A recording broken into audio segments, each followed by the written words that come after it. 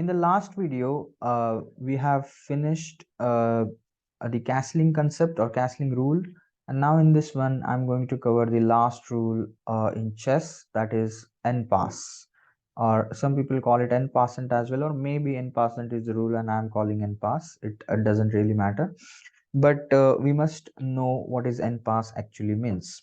So N-Passant or N-Pass is actually an exceptional rule for the pawns movement. Like now we know how the pawn actually moves usually when the pawns when the pawns are on the starting line. They can move one step or two steps depended upon the person who wants to move them. And if the pawn once move ahead, like if the pawn is not on the starting line, then pawn will be always moving just one step. So this is the way the pawn usually moves. And even when you're capturing something or when you're killing other piece with by using your pawn, it is possible just in the diagonally one step uh, in the forward direction. So that is the way we have to move the pawns, and that is the normal movement for the pawn which we have already covered. So what is N-Passant then? N-Passant is actually it's an exception for the pawn's movement, like the castling is the exception for the king's movement. The same way N-Passant is an exception for the pawn's movement. Now let's try to understand. I will just try to make it like as simple as possible.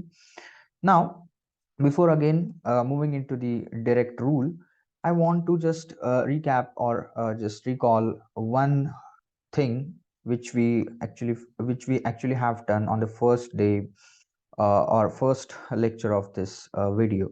So here on means in the first video I actually told you that the horizontal lines on the board are called ranks. So if you start counting the ranks, then usually the numbers or the ranks are count means we have to count from the white side. So this is the first rank, this will become the second, this will be the third rank, fourth rank, and so on, and we will be having total 8 ranks on the board. Now these ranks are important for writing the moves on the chessboard, or while playing a game. When you will be playing game offline somewhere, or if you're answering something, you need to write down, or you need to answer, or you need to talk about the moves. That time these ranks are important, and everybody must be following the same rules. That's why we actually start counting it from the white side. But when we are learning the N pass, we will be doing it from both sides. For example, let's consider this rank. Let's try to understand. Let's consider this rank. Now, this rank is actually the fourth rank. But when it's fourth rank, it's the fourth rank if we are counting it, or if we start counting it from the white side pieces, or from the white side. Like this will be first, this will be second, the third, and this will be the fourth rank. But if we are counting from the black side, means if we start counting from the black side, then this will be the first rank, second rank. Now this time I don't want you to focus on these numbers. So this will be the first, second, third, fourth, and the green line is actually, or the green rank is actually the fifth rank. So it depends from which side you are counting. Now that is actually important. Now we will be learning the N pass from both sides. Like I will try to cover it firstly from the white side, and then I will cover it from the black side. So here let's try to understand important again. We can just say like conditions to do N pass. So for doing N pass, your pawn must be in the fifth rank. Now as we are learning it in the beginning from the white side, white must be having its pawn in the fifth rank. Now this is the fifth rank for the white side pieces. If you start counting it from the white side, you can see that this is the fifth rank for white side pieces. So if white wants to do castling, then condition number one is that white pawn must be in the fifth rank. So let's say I'm moving my pawn in the fifth rank, making some random move again from the black side. White pawn goes in the fifth rank. Now we have fulfilled the first condition, that white pawn is in the fifth rank. Now what should black play? Now suppose it's black's turn and black moves this pawn or this pawn.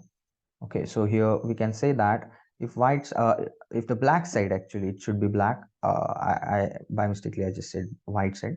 Suppose here if black side moves the pawn which is in the side files of your fifth rank pawn. So suppose this is the pawn in the fifth rank. So if black side moves its pawn, which is in the side file, file means the vertical lines on the board. So if the black side moves its pawn, which is in the side file of the fifth rank pawn, directly two steps, then n pass will be possible. Now how to do it, that I will just explain. So suppose if your pawn is in the fifth rank and black moves its pawn directly two steps, then white can actually do n pass over here. Means white can move its pawn like this.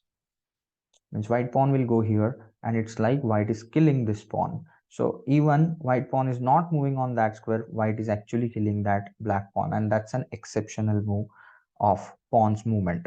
So here pawn goes here on e6, and it's killing the black pawn which was on currently, which is on e5 square. Now the same thing is even possible on the other side. Means if the black pawn comes on the c5 square, then you can actually kill uh, or you can actually do the n pass like this. So this is the way you have to do n pass. Now I have already explained the first condition. Condition number one is that you must be having your pawn in the fifth rank. Condition number two is that like black must, means your opponent must play its pawn directly two steps. So coming the pawn or moving the pawn directly two steps, it's very important. For example, suppose if black pawn doesn't go two steps and black moves its pawn here. Suppose white plays something else, let's say it moves the knight or it moves the other pawn, and imagine here black is not killing the pawn and black moves its pawn again here. Now the question comes like, can we do n pass here? Then the answer is no, we can't do n pass at this point or in this moment. Why it's not allowed? Because black did not move the pawn directly two steps. Black actually firstly moved its pawn to e6, then white played this move, and then black's pawn has come here. So actually black has not moved the pawn directly two steps, so that's why castling is not castling, and pass is not allowed. So this is the way we have to do n pass. So suppose if now again repeating the conditions, your pawn must be in the fifth rank, your opponent must play its pawn directly two steps, then you can do n pass. There is one more condition. Like suppose, let me make it back. Suppose your pawn is already in the fifth rank, even black side plays its pawn directly two steps. Now imagine white is not doing n pass. Right now it's allowed to do it, but suppose white is not doing its n pass and white plays something else. Let's say white moves its pawn to a4. So if white moves its pawn to a4 without doing n pass, and black also plays something, now the question comes: is it allowed to do n pass now? So again, in this position, n pass is not allowed. See, so why it's not allowed? So here it comes the condition number three. Like if you want to do n pass in the game, then you must do n pass on that move only when your opponent has moved its pawn directly two steps. In future, you are not allowed to do n pass with that pawn again. So that's actually the third condition, and we have done all the conditions in the n pass. So here now obviously with this pawn currently it's allowed, but white doesn't do it right now and white tries to do it in future, then you then let's say in this position, if white wants to do n pass here, it's not working. Now again, can this pawn do n pass? Yeah, it can do, but for that black needs to push this pawn two steps like this. If black plays that move again in the game, then you can do n pass by moving your pawn like this. Your pawn will go here and you will be able to kill this black pawn standing on the c5 square. So for example, if white plays this, black moves its pawn directly two steps, and if white wants to do n pass, white can do it like this. So this is about the n pass, and I just showed the n pass from the white side. Now it's the same thing for the black side. I'll just cover it now quickly in 1 minute. So let's say here condition number one for the n pass is actually you must be having your pawn in the fifth rank. Now you should understand that for the black side pieces, if you start counting the ranks, this is the first rank, this is the second rank, this is third rank, fourth rank, and actually this is the fifth rank. So the green line is actually the fifth rank for the black side pieces. So if black wants to do n pass, then black pawn must be somewhere in its fifth rank, and black's fifth rank is actual board's fourth rank.